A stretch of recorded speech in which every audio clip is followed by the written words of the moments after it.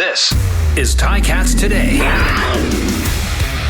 This is Ticats Today for a Wednesday, August the 25th, 2021.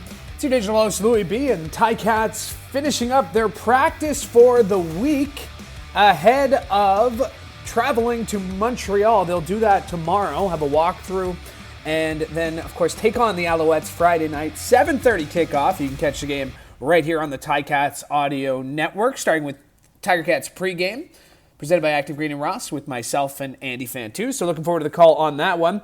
We got a big show coming up. We are going to be joined by the legendary, the quite legendary, and I use that word sparingly, but this man definitely deserves it. The legendary Steve Milton will be by on today's show, celebrating 35 years at the Hamilton Spectator. Started 35 years ago today. So lots of great stuff to get into with him.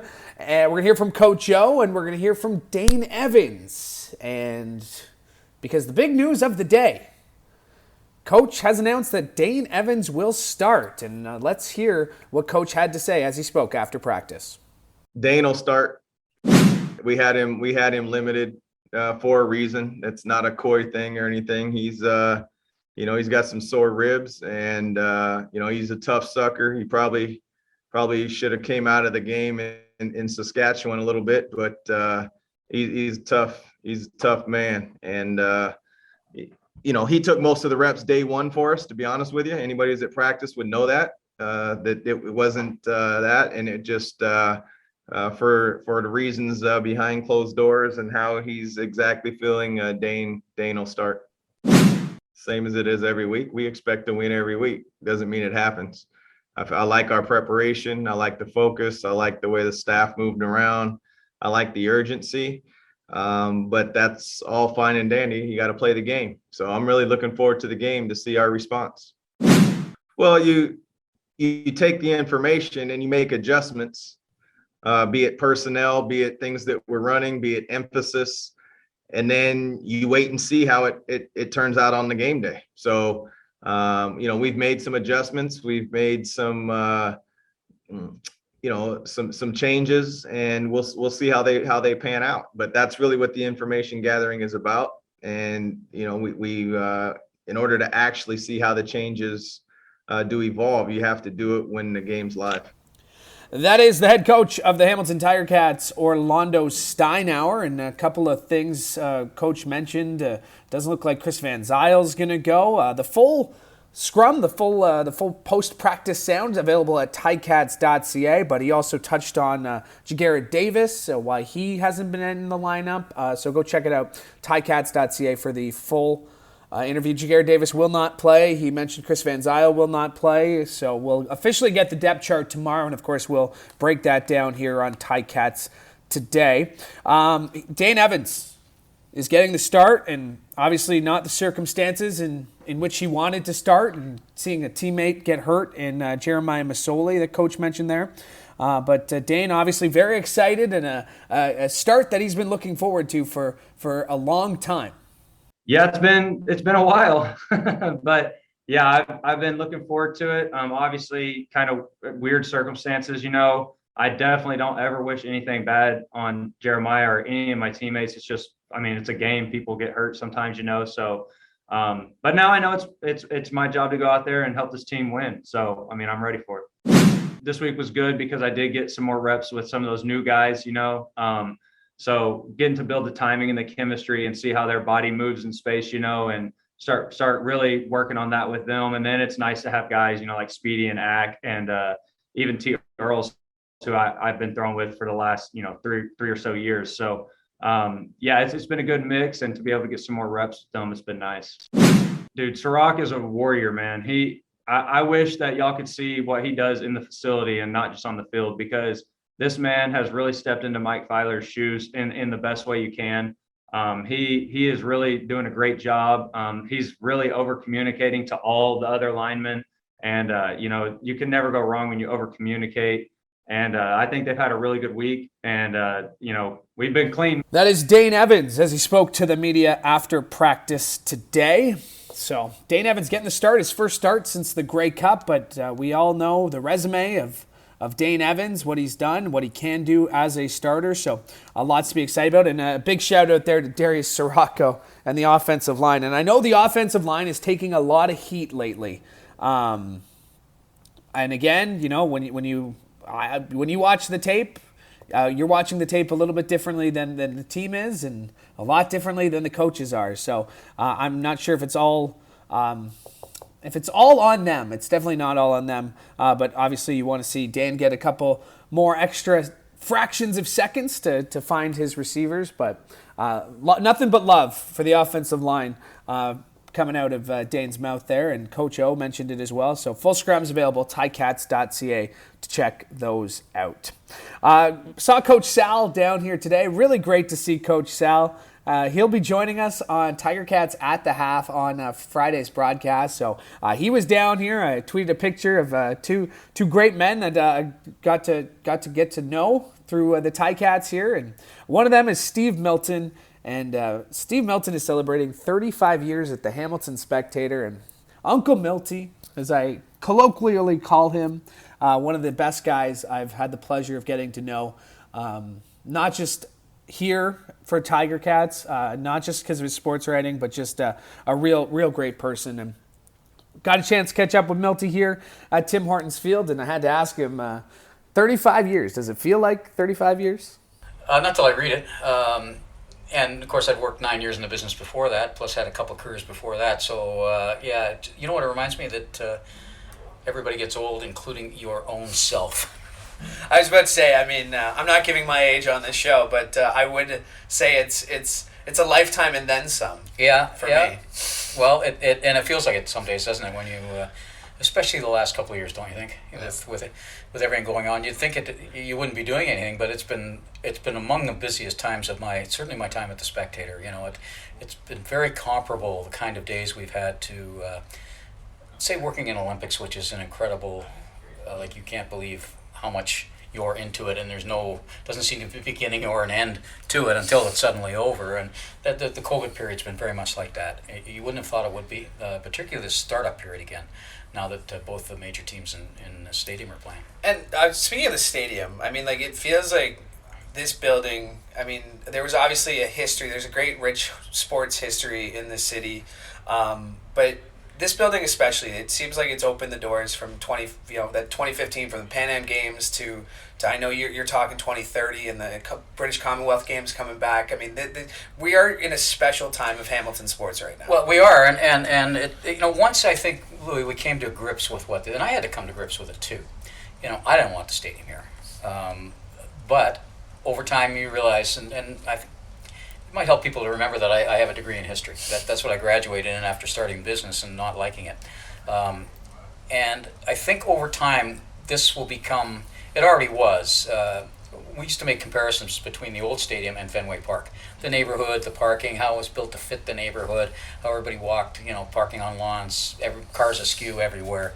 Well, once we looked at the history of that, and that this stadium went back to when this was a farm, when it was actually the Scott Farm, and there was a little area cut out where they played a little cricket, a little soccer, you realize that by the time this stadium's done, and I don't know when it'll be 200 years that sport's been playing on this spot. Well, when you have that kind of history, you can sell history. And my guess is that the third stadium will go right here too. Yeah. Whenever that is. I like this building. It's you and I spent a great amount of time here. Many times from 8 in the morning till 10, 11 at night. And it feels like home to me. In fact, I suggested laughingly once I should get an apartment in here when I was looking for a place. And I like it. I like the neighborhood. I like what you can see from here. You can see everything that is Hamilton. You can see from someplace in this building. Yeah. It really is incredible. And I've said that this place is more my home. Yeah. There are days where we spend more time here than we do. We see the faces we see here more than we see the faces at home. The sights, the sounds, the smell. Yeah, you get it. You get it coming. I get it every day coming off the QEW on Nikola Tesla, and I'm not saying as a bad thing. You miss it, and I missed it. And when you come back, there's something about this stadium that just seems to bring out the best in the city. I think it is, and the new Go Train situation and all of that kind of thing changes some of the complexity, as it should. Yeah. I think Forge is a recognition of the changing complexities of this city. I think, I think the Ticats have always represented a certain kind of diversity of this city, and that sort of easy but sometimes uneasy correlation with our neighbors to the south, and it's embodied in the CFL and in the lineups and the ratio and all of those things. And adding the global players, there's a lot of symbolism there, and as you know, I live a lot by symbolism. Yeah. I think the stadium's kind of a symbol. It was basically constructed. At first I thought, well, it's pretty simple, and then I realized it was done that way on purpose, and it was complex in its simplicity because it's been allowed to evolve. And when they designed that, when Mitchell and Afnick and Young signed off on the plans, they didn't want to prededicate too many things because they knew we are living in extremely changing times. They didn't know to what it was changing, and that's allowed things to evolve here. All the I don't want to say empty spaces, but blank spaces. It was like a canvas, and they don't use magic marker, or it's not permanent ink, because they know things are going to change again too. I mean, the original plans for the Grey Cup were really an example of that. The social viewing, those kinds of things, the 360 to the stadium, those things didn't exist when the stadium was first looked at. I mean, they kind of existed in some small principles, so I like that. It's a very organic stadium. This stadium doesn't owe the city anything. I mean, $50 million for this, there have been issues. There's no doubt. There have been issues. But that wasn't about the design, I don't think. To that point, because I know, like, you love the Commonwealth Games, right? Yes, that I love international you have games. International competition, and I know you love the Olympics. And there is that 2030 question that I know you're gonna be hitting hard in the next few years here. And the symbolism, and it's funny because even people tell me, like, hey, the 1930 Commonwealth Games were right here. Right, when they were called the British Empire Games, they were started by the sports editor of the Spectator at the time, who was a number of other things. That was just one of the many, many hats that he wore. As we speak in the press box right now, I'm looking at a legacy building from that. Jimmy Thompson Pool was where the swimming was held. It was the only events where women could, swimming was the only event where women could technically compete and get medals from, was in that. They competed in a number of other events, but they were more like the demonstration sports or national championships. There was a lot to those games.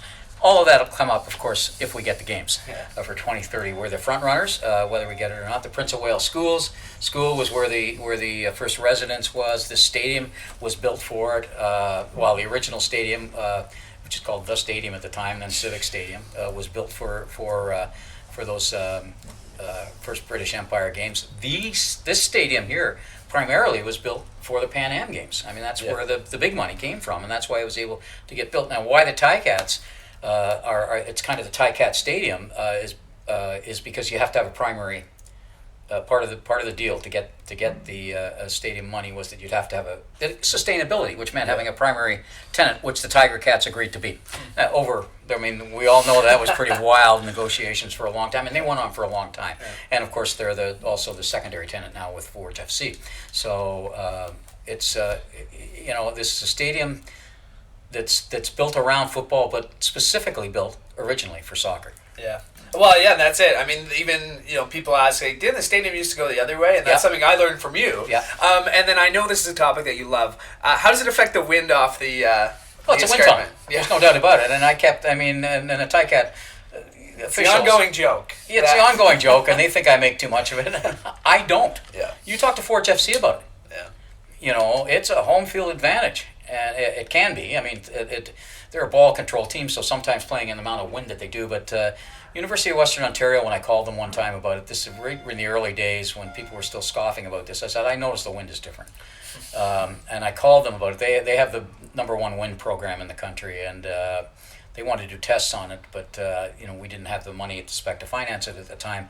So, but what the guy said to me, did they change the orientation of the stadium? I said, yes, they alternate. They revolved at 90 degrees, and or was it 180? No, 190, right? So he said that can make a huge difference given what I look here at the map of the weather conditions here, the geographical conditions, geological conditions, which would be of course the mountain, quote unquote mountain, and the lake. Those are two major effects, and of course it's got windier. We all know it's got windier over time in those 10 years. I mean, I don't know what the numbers are on that, but generally Southern Ontario has got 1 year. Let's talk about the team on the field, because they got to get a win. I mean, it must win games. I mean, there's no such thing as a must win game before Labor Day in the Canadian Football League, but this is pretty darn close. No, and Labor Day came up quicker, like 2 games, right, than normally. So you'd say, well, it's only 2 games, but it's 2 games out of 14, not 2 games out of 18, and really 2 games out of 20, right? Because normally you'd have had 2 exhibition games as well. So this is, it's an interdivisional game. It's the only time they play in Montreal. Home field makes a huge, actually much bigger difference in the CFL East traditionally than it does in the West. If you finish 3rd in the CFL East, you do not make the Grey Cup. Not historically. Yeah. You don't, right? So Toronto looks like they've got a pretty good team. Montreal, I think, is a much better team than they looked against Calgary. I mean, in fact, they could have won that, another foot farther, and they win that game. Yeah. And they've got the 2 dangerous things that on offense have hurt Hamilton so far this year, which is a scrambling quarterback who can extend plays and somebody who runs extremely tough up the middle. And so that those were factors in both games at the start. I wouldn't call it a must game, but a must win. But if they don't win it, then they're in a situation where you face kind of 2 of them in a row, back to back against the Argos. Argos on 15 days rest. Right. And then back 4 to days, back, 4 days, 3 days rest. 3 days. Anyway, Yeah. Milton, thanks for doing this. Appreciate it. Okay, Louie, great to talk to you as always. That, of course, is Steve Milton of the Hamilton Spectator, and always love chatting with him, and always learn something when I chat with him too. And I chat with him quite often, so that should tell you about how much he teaches me, how much he continues to teach me, and very appreciative of him and his friendship as well. Great person to know. All right, that'll do it for us here on Ticats today. Thank you so much for tuning in. Tomorrow we'll be getting you set, of course, for Friday's game, so you're going to want to tune in. Same place, same time, right here on the Ticats Audio Network. And for the Ticats Audio Network, I'm Louie B, hoping you have a great day.